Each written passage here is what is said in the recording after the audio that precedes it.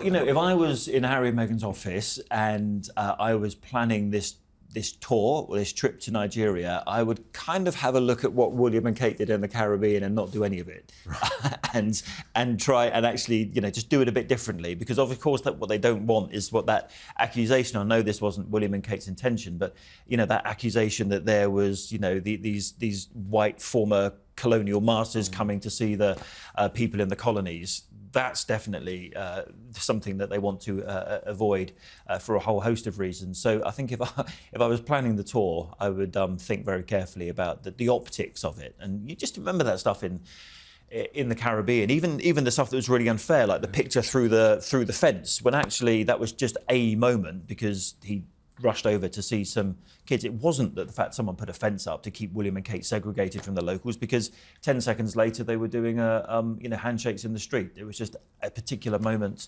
and that picture misrepresented the tour, but was part of the problems when it comes to optics. Well, 100%. We were there, and it seemed completely normal. They had a fence there that had been there for decades. The fence around a football pitch. Yeah. Just around a football pitch. Yeah. And they decided to go over, say hi, lovely pictures, but it wasn't until the reaction outside of the bubble, the reporters and everybody that was there, there was kind of nobody on either side of the fence minded that the fence was there. It was just that you know, people were watching the football match. It was Raheem Sterling there, wasn't it? Yeah.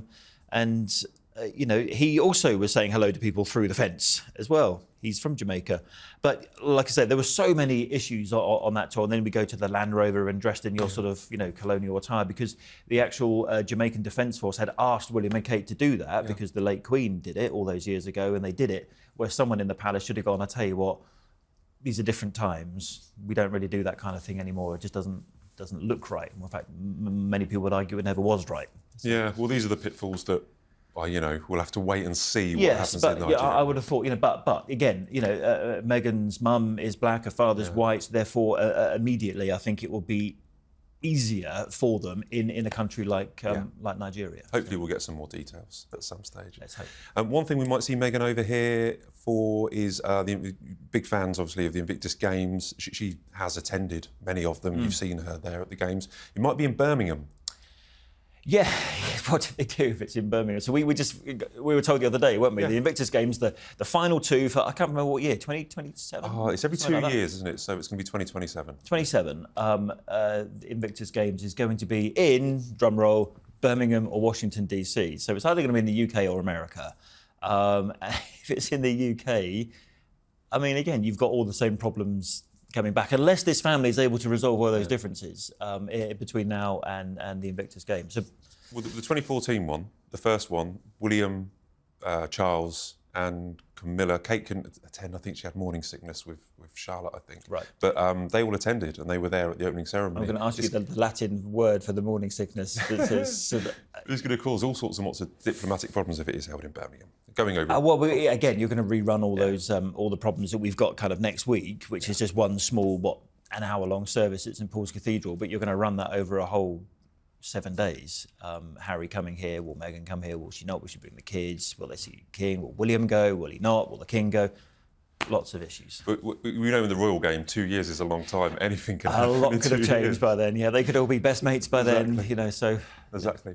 Finally, this week we've seen some photographs from the Waleses. Yes. So it was their 13th wedding anniversary. Yes. We had a picture of, I think it was taken, it was behind the scenes. We've never seen taken it before. in 2011, wasn't it? Taken, and one from their sort of photograph album. Presumably, it's quite a big album compared to most people's. And that was an unseen photograph. This harks back to a happier time. I was speaking to other reporters reporting at the time, and they were saying this was almost like a golden era when William and Catherine got married. It kind of like just transports you back to a time when everyone was a little bit happier, celebrating. It was kind of very peaceful then, wasn't it, compared to how it is now? I mean, 2011 and 2012, the run up to the London Olympics, there was a kind of warm glow around the whole country. William and Kate just got married. The whole eyes of the world were on. The Queen in 2012 had her, forget now, which one was it? The 60th Golden Jubilee. And everything was just pretty special, wasn't it? It's nice to be reminded sometimes that there are happy times. But people are friendly and together. Yeah, and actually, you know, William and Harry were still good mates then. He was the best man. It was that kind of sort of perfect wedding. Actually, I was looking at some of the pictures of it the other day, and of their engagement interview as well. And you know, you often get criticised on social media. Do you call her Kate or Catherine? Well, I watched the engagement interview, and the whole way through it, William calls his wife to be Kate. Well, but also known as Catherine, also known as the Princess of Wales. Well, I get criticised in the YouTube comments on this show for calling her Kate. Right. And I try to call her Catherine. But the sub-editors on The Sun, it has to be short to fit into the headline, so it's Kate. But the other picture... When she becomes Queen, you're going to call her Queen Kate or Queen Catherine? I don't know, it's difficult, because I sometimes call Camilla. It's Queen Camilla, the Queen, and then the late Queen. It gets very confusing. It does get a bit confusing. And actually, you know, like we used to call Prince Philip, and he was the consort, so...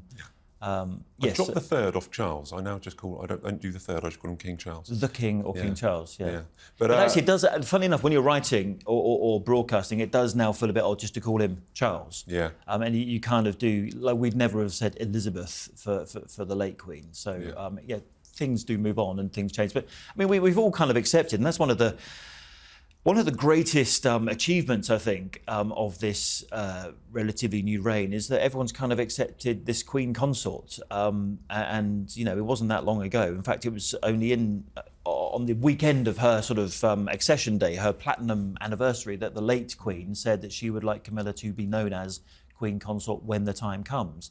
Looking back, I think the Queen knew then that the time was indeed coming, and that was something that she had to set up to ensure a smooth transition. Well, she went from, she went a huge transition. She's now Queen. She's now no longer Queen consort. And then the final photograph is Princess Charlotte. Yes. Just one name, Charlotte. Charlotte. We just call her Charlotte. Yes. Yeah. These pictures now come with a little bit of pressure from Kensington Palace. It's just dropped for us as we're filming, but we believe it was taken by the Princess of Wales herself a couple of days ago. In Windsor again, just like they did with Louis a couple of days ago, and I'm sure they will do with George when he's got his birthday coming up. So Louis's birthday's on St George's Day, isn't it? Charlotte's is today as we're recording, and Prince George's is coming up soon. So yes. A really nice picture. They say it was taken by Kate, and after all the Mother's Day furore about her photoshopping, and she admitted that she did that, of course, I think they just have to be sure now that, yes, it was in the last few days, it was in Windsor, it was taken by Kate, and didn't they say when the Louis picture came out, it is unedited? It did, yeah. So, didn't say that today, but they did for Louis's one. Well, I think we should just, the Sun's taken a certain stance where we kind of said about the Princess of Wales, let's just, she edited that picture, she was under pressure, it was a lovely picture, let's just give her a bit of a break and enjoy these photographs, we enjoy their lives, so let's just see. And actually just looking at that photograph on one of your front pages from a few days ago, that must have been Saturday, was it, that paper, was the new picture of the King and Queen, which they said was released in advance of the coronation, the anniversary of which is coming up, of course. But I thought it was a really nice picture. They just do look really happy together, don't they? That was that again.